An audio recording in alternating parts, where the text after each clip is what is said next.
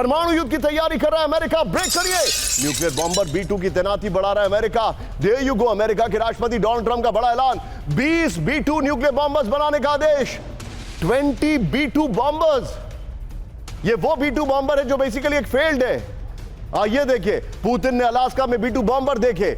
ये देखिए, ब्रेकिंग और बाइट प्ले करिए जरा, ब्रेकिंग और बाइट दिखाइए जरा। Ordered about 20 brand new B2 bombers. It's unbelievable as a weapon. Floor breaking सीधा आइए, बाल्टिक सी में रूस की सबमरीन का पीछा दिखाइए जरा। नोवरो से सबमरीन पर स्वीडिश फोर्स की नजर। ये देखिए, ब्रेकिंग और शॉट, स्वीडन बॉर्डर के नजदीक से गुजरी रूस की न्यूक्लियर सबमरीन। 50-50 विजय।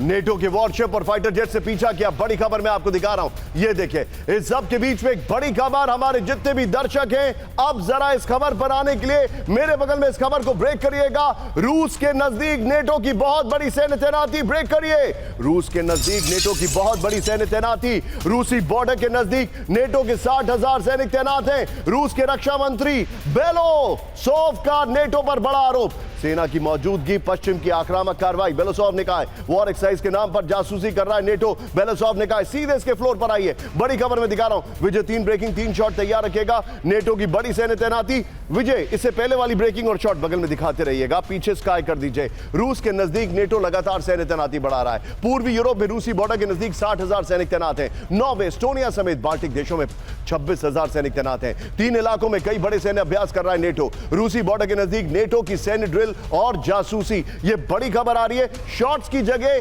हमारे गेस्ट को लीजिए और उसके बाद 3 ब्रेकिंग 3 शॉट पर आएंगे विजय। सीधे चलिए राजन सर के पास। राजन सर, ट्रंप के हाथ से नोबेल पीस प्राइज ही नहीं गया है, बल्कि मुझे ऐसा लगता है कि ट्रंप के हाथ से एक बहुत बड़ी अपॉर्चुनिटी चली गई है यूक्रेन युद्ध को शांत करने की, और अब they have come to a point of no return. Sir, आप पढ़ाते हैं और आप कई कंट्रीज में ट्रैवल कर चुके हैं। मैं आज आपसे सोल्यूशन पूछ रहा हूं, इस पूरे घटनाक्रम का क्या सोल्यूशन होगा? देखिए, ये तो निशांत बहुत ही डिफिकल्ट सवाल है कि इसका क्या सोल्यूशन होगा, लेकिन मैं बताऊं कि अभी जो एक तो नोबेल प्राइज की बात है, तो मैं बता दूं कि ट्रंप अभी भी सोच रहे हैं कि वो गजा में जो किया है, इसलिए इस साल उनको भले ही नहीं मिला हो, लेकिन अगले साल की तैयारी कर रहे हैं। उसी सिलसिले में अभी जो लेटेस्ट स्टेटमेंट्स आ रहे हैं उनकी जो पॉलिसी, उसमें ट्रंप ने यह भी बोला है कि लगता है कि उनको फिर से पुतिन से बात करनी पड़ेगी।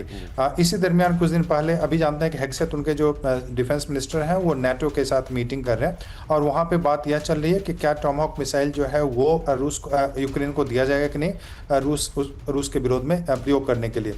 तो मुझे लगता है कि अभी जो स्थिति है, अमेरिका की जो पॉलिसी है, उसमें है कि पीस थ्रू स्ट्रेंथ जो ट्रंप बार बार करने की कोशिश करते हैं, तो उसमें वो एक तरह से वहाँ पे जो एस्केलेशन है उसकी भी बात कर रहे हैं, और उसके साथ साथ मुझे लगता है कि बैक चैनल डिप्लोमेसी भी रूस के साथ करना चाहते हैं, क्योंकि उनको लगता है कि टॉमहॉक मिसाइल तो दे सकते हैं, लेकिन उसका जो असर होगा वो काफ़ी खतरनाक हो सकता है कि यूरोप पे भी एस्केलेट होने की संभावना है, और फिर अमेरिका को भी इस वॉर में इन्वॉल्व होने की संभावना है। तो वैसे में मुझे लगता है कि अभी जो जहाँ तक अल्टीमेटली किसी भी वॉर जो खत्म होता है उसमें निगोसिएशन और सीज फायर करना ही पड़ेगा।